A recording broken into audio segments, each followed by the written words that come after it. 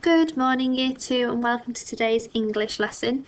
First of all, I'd like to say a big well done to those of you that emailed your work through with some fantastic editing of your instruction writing, so well done for that.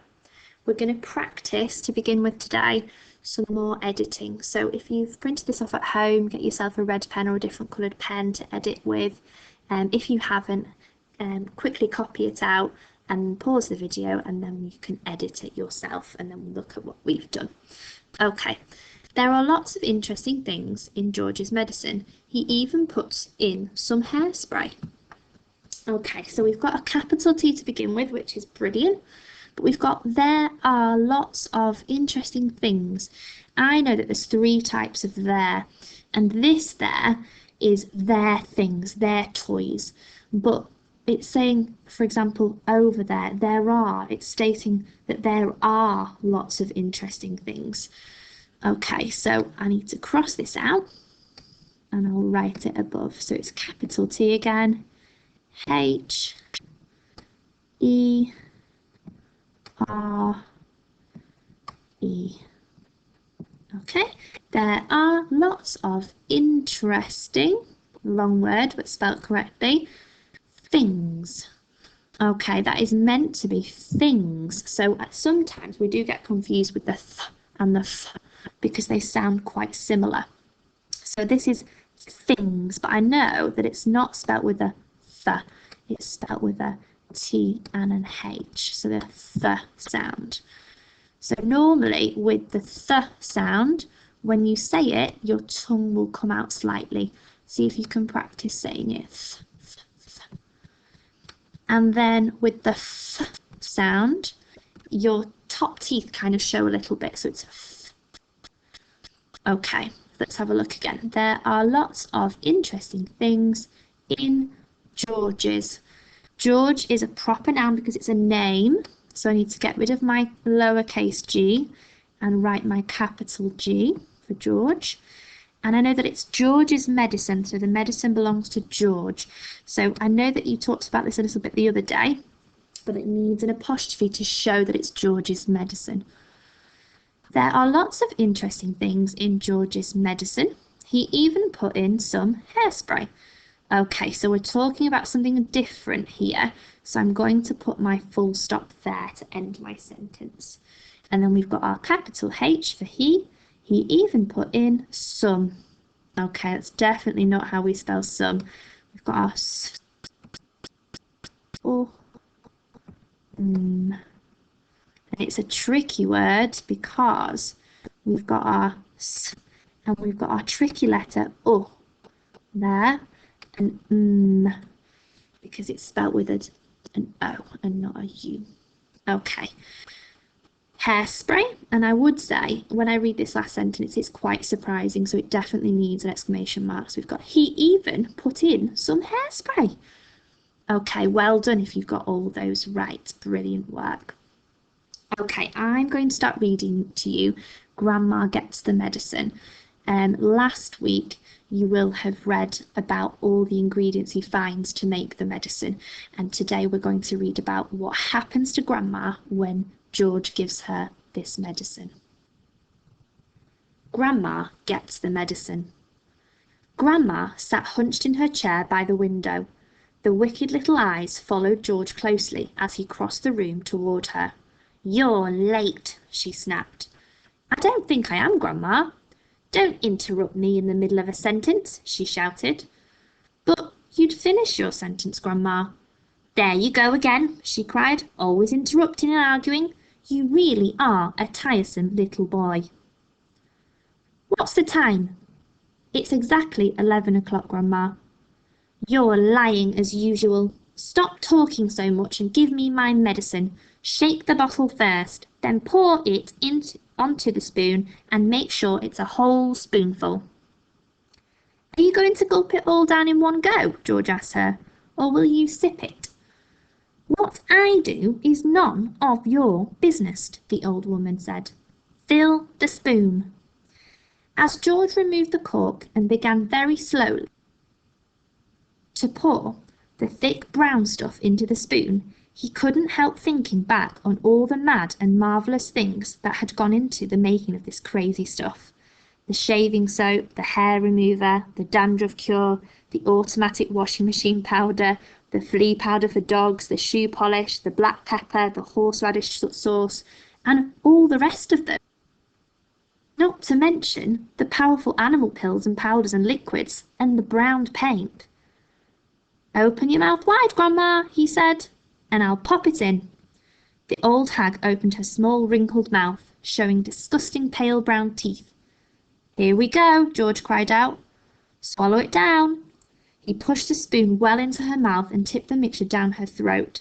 Then he stepped back to watch the result. It was worth watching. Grandma yelled, "Owie!" and her whole body shot up, whoosh, into the air. It was exactly as though someone had pushed an electric wire through the underneath of a chair and switched on the current. Up she went like a jack-in-a-box, and she didn't come down. She stayed there, suspended in midair, about 2 feet up, still in a sitting position, but rigid now, frozen, quivering, the eyes bulging, the hair standing straight up on end. "Is something wrong, Grandma?" George asked her politely. "Are you all right?" Suspended up there in space, the old girl was beyond speaking. The shock that George's marvellous mixture had given her must have been tremendous. You'd have thought she'd swallowed a red-hot poker the way she took off from that chair. Then she came again with a plop back into her seat. "Call the fire department!" she shouted suddenly. "My stomach's on fire!" "It's just the medicine, Grandma," George said. "It's good, strong stuff." "Fire!" the old woman yelled. "Fire in the basement! Get a bucket! Man the hoses! Do something quick!" "Cool it, Grandma," George said, but he got a bit of a shock when he saw the smoke coming out of her mouth and out of her nostrils.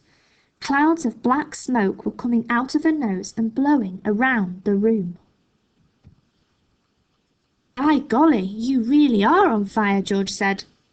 "Of course I'm on fire," she yelled. "I'll be burned to a crisp. I'll be fried to a frizzle. I'll be boiled like a beetroot." George ran into the kitchen and came back with a jug of water. "Open your mouth, Grandma," he cried. He could hardly see for the smoke, but he managed to pour half a jugful down her throat. A sizzling sound, the kind you get if you hold a hot frying pan under cold water, came up from deep down in Grandma's stomach. The old hag bucked and shied and snorted. She gasped and gurgled.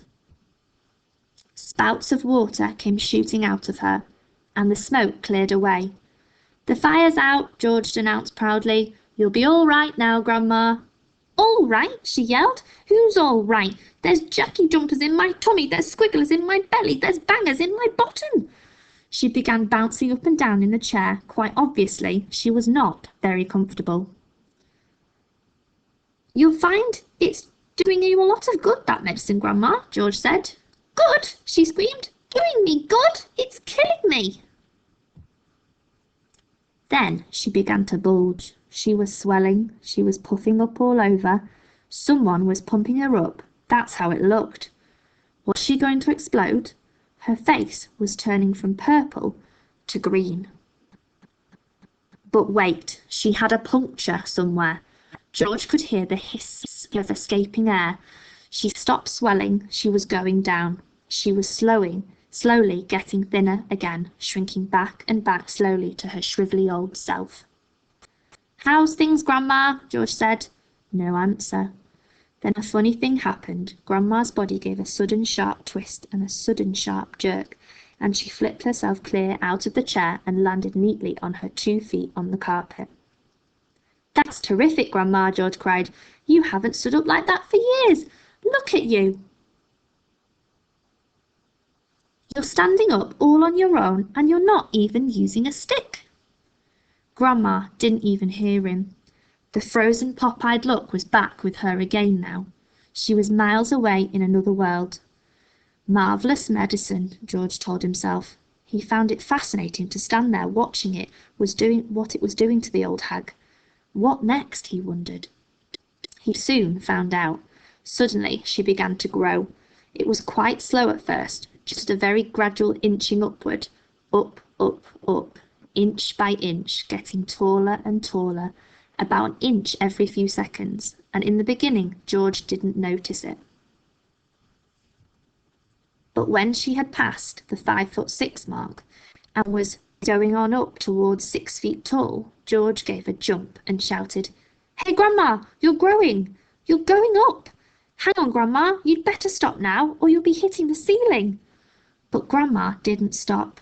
It was a truly fantastic sight, this ancient scrawny old woman getting taller and taller, longer and longer, thinner and thinner, as though she were a piece of elastic being pulled upward by invisible hands. When the top of her head actually touched the ceiling, George thought she was bound to stop, but she didn't. There was a sort of scrunching noise, and bits of plaster and cement came raining down. "Hadn't you better stop now, Grandma?" George said. "Daddy's just had the whole room repainted." But there was no stopping her now. Soon her head and shoulders had completely disappeared through the ceiling, and she was still going. George dashed upstairs to his own bedroom, and there she was, coming up through the floor like a mushroom. "Whoopee!" she shouted, finding her voice at last. "Hallelujah! Here I come!" "Steady, Grandma," George said. "With a hey nonny no, and up we go," she shouted. "Just watch me grow." "This is my room," George said. "Look at the mess you're making." "Terrific medicine," she cried. "Give me some more." "She's dotty as a donut," George thought. "Come on, boy, give me some more," she yelled. "Dish it out, I'm slowing down." George was still clutching the medicine bottle in one hand and the spoon in the other. Oh well, he thought, why not? He poured out a second dose and popped it into her mouth. "Owie!" she screamed, and up she went again. Her feet were still on the floor, downstairs in the living room, but her head was moving quickly toward the ceiling of the bedroom. "I'm on my way now, boy," she called down to George. "Just watch me go." "That's the attic above you, Grandma," George called out. "I'd keep out of there. It's full of bugs and bogles." Crash! The old girl's head went through the ceiling as though it were butter. George stood in his bedroom gazing at the shambles. There was a big hole in the floor and another in the ceiling, and sticking up like a post between the two was the middle part of Grandma. Her legs were in the room below, her head in the attic. "I'm still going," came the old screechy voice from up above. "Give me another dose, my boy. Let's go through the roof."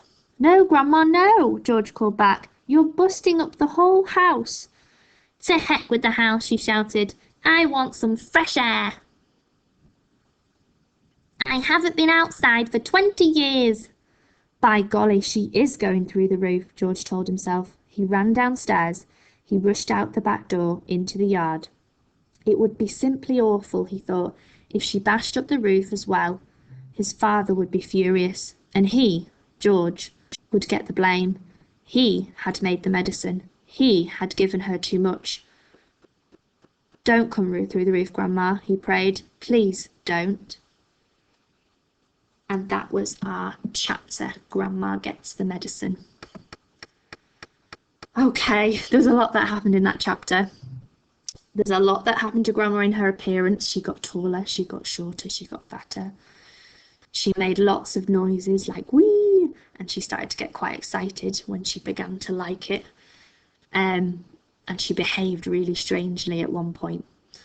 Okay, so today you're going to write your own chapter of Roald Dahl's book based on your medicine. So have a little think about what would happen to Grandma if she got your medicine. So we're going to think about that today, and we're going to try and use some exclamation marks in our writing, because this is quite a shocking chapter, and there are lots of things that we could write that we are shocked about Grandma's appearance or what happens to her.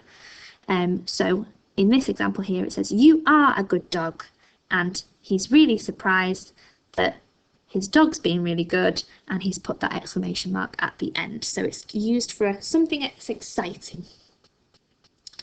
Okay, so I've got some ideas here. I've got how tall Grandma grew.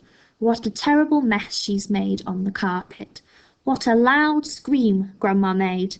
how high Grandma jumped. So have a little look at those. What do you notice about each of those sentences? Okay, they all have our exclamation marks at the end because they're all quite surprising. Here, on this sentence, how tall Grandma grew, we're surprised by how tall she was because she ended up going through the ceiling, through the top of the house. And then here we've got what a terrible mess she made on the carpet. George wasn't particularly fond when she got into his bedroom and made such a mess. So he said, what a terrible mess she made on the carpet. She made lots of loud noises. So we've got what a loud scream Grandma made. And then we've got how high Grandma jumped because she jumped from her chair so high when she first had the medicine. Okay, so we've got how and we've got what. Normally at the start of an exclamation sentence, you might have how or what if you're making a bit of an exclamation statement.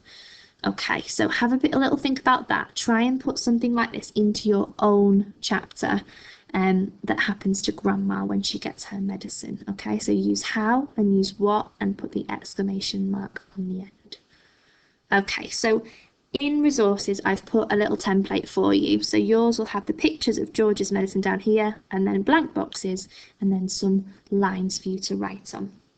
Okay, so what I'd like you to do is look at this side first. So all the pictures from this bit here and on the next page, and you have an extra page as well, are what happened to Grandma when George gave her his medicine. So it gives you a bit of a structure to compare yours to. Okay, and then here in these blank boxes, you're going to draw what happens to Grandma when you give her your medicine. So they can't be the same as these ones, but try and think about what happens to what she looks like, to her appearance. Does she make any funny sounds? And what happens to her? How does she behave? So I'll just go through some of mine just for some examples and then you can get writing with your own.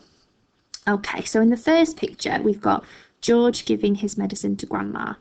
And then in my box here, I'm going to do exactly the same because that's how it would start. You would give the medicine to Grandma. So I've drawn a little picture of me and Grandma getting my medicine. So I put the spoon of medicine in Grandma's mouth and she gulped it down. So I've said how she gulped it, how she drank that medicine. And then I've not forgotten my apostrophe here to show that it was Grandma's mouth. The mouth belonged to Grandma. Okay, the next bit here was when Grandma jumped up high from her chair. So I've thought that my Grandma, when I give her my medicine, her eyes were going to turn purple and look like they were popping out. So I've drawn her some eyes that look like they're popping out. And I've written all of a sudden her eyes turned purple and looked like they were going to pop out of her head. Okay, so a few more examples before you can get writing yourself. Here, Grandma started to get a bit hot and a bit bigger, a bit fatter, and looked like she was going to pop. With my medicine, I've got Grandma here, and I've got some black smoke coming from her ears, and I've put some little lines around it to make it look like she's wriggling. So I've put thick black smoke started escaping from her ears, and her whole body started wriggling like a worm. What a strange sight it was. So I've got here my two adjectives to describe my smoke, thick and black, and we've been practicing this week. Separated by my comma because I've got more than one. And then I've got started escaping from her ears and her whole body started wriggling. Here I've got my root word wriggle and I've chopped off my E and added ing, so a bit more of your spag that you've been learning.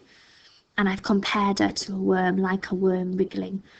And then I've also got here an exclamation sentence. So I've used my what. What a strange sight it was. And I've got my exclamation mark because it would have been really strange to see Grandma with smoke coming out of her ears. Okay, the next one, there was no reply from Grandma. She started to look a little bit strange and George was getting worried.